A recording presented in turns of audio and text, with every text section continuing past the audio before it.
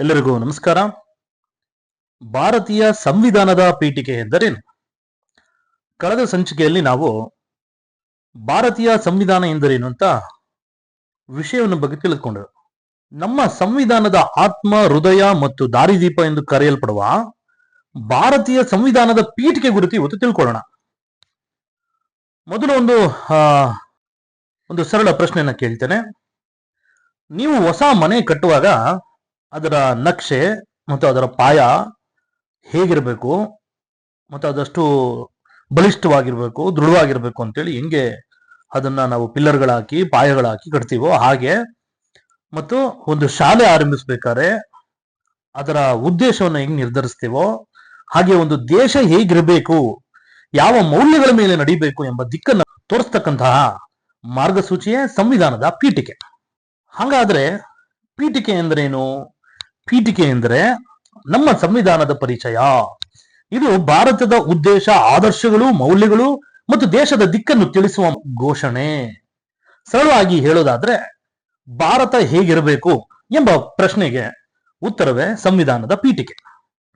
ಪೀಠಿಕೆಯ ಮೊದಲ ಪದಗಳು ಹೇಗಿವೆ ಅಂತ ಹೇಳೋದಾದ್ರೆ, ನಾವು ಭಾರತದ ಜನರು. ಈ 4 ಪದಗಳು ಭಾರತದ ಪ್ರಜಾಪ್ರಭುತ್ವ ಶಕ್ತಿಯನ್ನು ಸಾರುತ್ತವೆ. ಇದರ ಅರ್ಥ ಏನು? ಈ ದೇಶದ ನಿಜವಾದ ಅಧಿಕಾರ ಯಾವುದೇ ರಾಜನ ಬಳಿ ಇಲ್ಲ, ಯಾವುದೇ ವ್ಯಕ್ತಿಯ ಬಳಿ ಇಲ್ಲ, ಯಾವುದೇ ಸರ್ಕಾರದ ಬಳಿ ಇಲ್ಲ. ಈ ದೇಶದ ಅಂತಿಮ ಅಧಿಕಾರ ಭಾರತದ ಜನರದೇ. ಜನರು ತಮ್ಮ ಪ್ರತಿನಿಧಿಗಳನ್ನ ಆಯ್ಕೆ ಮಾಡ್ತಾರೆ, ಅವರು ಸರ್ಕಾರ ರಚಿಸ್ತಾರೆ. ಆದರೆ ಸರ್ಕಾರ ಸೇರಿದಂತೆ ಎಲ್ಲರೂ ಸಂವಿಧಾನದ ಮಿತಿಯೊಳಗೆ ಕೆಲಸ ಮಾಡಬೇಕು ಅನ್ನೋದು ಸಂವಿಧಾನ ನಮಗೆ ಹೇಳ್ಕೊಡ್ತಕ್ಕಂಥ ಮಾಹಿತಿ. ಸಾರ್ವಭೌಮ ಎಂದರೆ ಭಾರತದ ಯಾವುದೇ ವಿದೇಶಿ ರಾಷ್ಟ್ರದ ಅಧೀನದಲ್ಲಿಲ್ಲದ ಸಂಪೂರ್ಣ ಸ್ವತಂತ್ರ ರಾಷ್ಟ್ರ.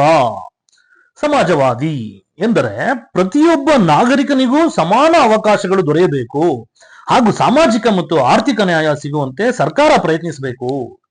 ಇನ್ನು ಜಾತ್ಯತೀತ ಎಂದ್ರೆ ಸರ್ಕಾರ ಯಾವುದೇ ಒಂದು ಧರ್ಮವನ್ನ ತನ್ನ ಅಧಿಕೃತ ಧರ್ಮವಾಗಿ ಸ್ವೀಕರಿಸುವುದಿಲ್ಲ. ಎಲ್ಲಾ ಧರ್ಮಗಳು ಸಮಾನವಾಗಿ ಗೌರವಿಸುತ್ತದೆ ಮತ್ತು ರಕ್ಷಿಸುತ್ತದೆ ಅನ್ನೋದು ಜಾತ್ಯತೀತ. ಪ್ರಜಾಪ್ರಭುತ್ವ, ಡೆಮೋಕ್ರಟಿಕ್, ಏನು ಇವತ್ತಿನ ದಿವಸ ಹೋರಾಟದಲ್ಲಿ ನಾವು ಡೆಮೋಕ್ರಸಿ ಅಂತೀವೋ, ಪ್ರಜಾಪ್ರಭುತ್ವ ಎಂದರೆ ಜನರಿಂದ ಆಯ್ಕೆಯಾದ ಸರ್ಕಾರ ಜನರಿಗಾಗಿ ಮತ್ತು ಜನರ ಹಿತಕ್ಕಾಗಿ ಆಡಳಿತದ ನಡೆಸುವುದು. ಇನ್ನು ಗಣರಾಜ್ಯ ಎಂದರೆ ದೇಶದ ರಾಷ್ಟ್ರಪತಿಯನ್ನು ಜನರ ಪ್ರತಿನಿಧಿಗಳ ಮೂಲಕ ಆಯ್ಕೆ ಮಾಡಲಾಗ್ತದೆ. ಇಲ್ಲಿ ರಾಜಮನೆತದ ಆಡಳಿತ ಇರೋದಿಲ್ಲ. ನೆನಪಿರಲಿ, ಇಲ್ಲಿ ಯಾವುದೇ ತರದಂತ ರಾಜಮನೆತದ ಆಡಳಿತವಿರುವುದಿಲ್ಲ. ಇದರ ನಂತರ ಪೀಠಿಕೆ ಪ್ರತಿಯೊಬ್ಬ ನಾಗರಿಕನು ಪಾಲಿಸಬೇಕಾದ 4 ಮಹತ್ವದ ಆದರ್ಶಗಳು ತಿಳಿಸ್ತದೆ. ನ್ಯಾಯ, ಪ್ರತಿಯೊಬ್ಬರಿಗೂ ಸಾಮಾಜಿಕ, ಆರ್ಥಿಕ ಮತ್ತು ರಾಜಕೀಯ ನ್ಯಾಯ ದೊರಕಬೇಕು. ಸ್ವಾತಂತ್ರ್ಯ, ಆಲೋಚನೆ, ಅಭಿವ್ಯಕ್ತಿ, ನಂಬಿಕೆ, ಧರ್ಮ ಮತ್ತು ಆರಾಧನೆಯ ಸ್ವಾತಂತ್ರ್ಯ ಇರಬೇಕು. ಲಿಬರ್ಟಿ ಮತ್ತು ಸಮಾನತೆ, ಈಕ್ವಾಲಿಟಿ, ಎಲ್ಲರಿಗೂ ಸಮಾನ ಅವಕಾಶ ಹಾಗೂ ಕಾನೂನಿನ ಮುಂದೆ ಸಮಾನ ಸ್ಥಾನಮಾನ ಇರಬೇಕು ಅನ್ನೋದು ಸಮಾನತೆ. ಸಹೋದರತ್ವ, ಎಲ್ಲಾ ಭಾರತೀಯರು ಪರಸ್ಪರ ಗೌರವದಿಂದ ಬದುಕಬೇಕು. ದೇಶದ ಏಕತೆ, ಅಖಂಡತೆ ಮತ್ತು ಪ್ರತಿಯೊಬ್ಬರ ಮಾನವ ಗೌರವವನ್ನು ಕಾಪಾಡಬೇಕು ಅನ್ನೋದು ಸಹೋದರತ್ವ. ಇದನ್ನೊಂದು ಸರಳ ಉದಾಹರಣೆಯಿಂದ ಅರ್ಥ ಮಾಡ್ಕೊಳ್ಬೇಕಾದ್ರೆ, ಒಂದು ಶಾಲೆಯಲ್ಲಿ ಎಲ್ಲಾ ವಿದ್ಯಾರ್ಥಿಗಳಿಗೂ ಒಂದೇ ನಿಯಮ ಅನ್ವಯಿಸಿದರೆ ಅದು ಸಮಾನತೆ. ಪ್ರತಿಯೊಬ್ಬ ವಿದ್ಯಾರ್ಥಿಗೂ ತನ್ನ ಅಭಿಪ್ರಾಯ ಹೇಳಲು ಅವಕಾಶ ನೀಡಿದರೆ ಅದು ಸ್ವಾತಂತ್ರ್ಯ. ಯಾರಿಗಾದರೂ ಅನ್ಯಾಯ ಆದ್ರೆ ಶಿಕ್ಷಕರು ನ್ಯಾಯ ಒದಗಿಸಿದರೆ ಅದು ನ್ಯಾಯ. ಎಲ್ಲಾ ವಿದ್ಯಾರ್ಥಿಗಳು ಜಾತಿ, ಧರ್ಮ ಅಥವಾ ಭಾಷೆಯ ಭೇದವಿಲ್ಲದೆ ಪರಸ್ಪರ ಗೌರವದಿಂದ ಬದುಕಿದರೆ ಅದು ಸಹೋದರತ್ವ. ಶಾಲೆಯಲ್ಲಿ ನಾವು ಪಾಲಿಸುವ ಎಲ್ಲಾ ಈ ಮೌಲ್ಯಗಳನ್ನೇ ಇಡೀ ದೇಶದಲ್ಲಿ ಪಾಲಿಸಬೇಕು ಎಂದು ಸಂವಿಧಾನ ಪೀಠಿಕೆ ಹೇಳ್ತದೆ.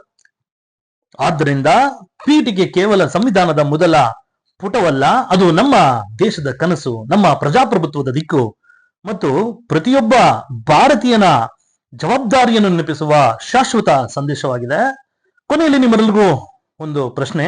ಭಾರತದ ಸಂವಿಧಾನದ ಪೀಠಿಕೆಯಲ್ಲಿ ಉಲ್ಲೇಖಿಸಿರುವ 4 ಪ್ರಮುಖ ಆದರ್ಶಗಳು ಯಾವುವು? ನಿಮ್ಮ ಉತ್ತರವನ್ನ ಕಮೆಂಟ್ ಬಾಕ್ಸ್ ಅಲ್ಲಿ ಬರೆಯಿರಿ. ಮುಂದಿನ ಸಂಚಿಕೆಯಲ್ಲಿ ಮೂಲಭೂತ ಹಕ್ಕುಗಳ ಕುರಿತು ತಿಳ್ಕೊಳ್ಳೋಣ. ಧನ್ಯವಾದಗಳು. ಜೈ ಹಿಂದ್, ಜೈ ಕರ್ನಾಟಕ ಮಾತೆ.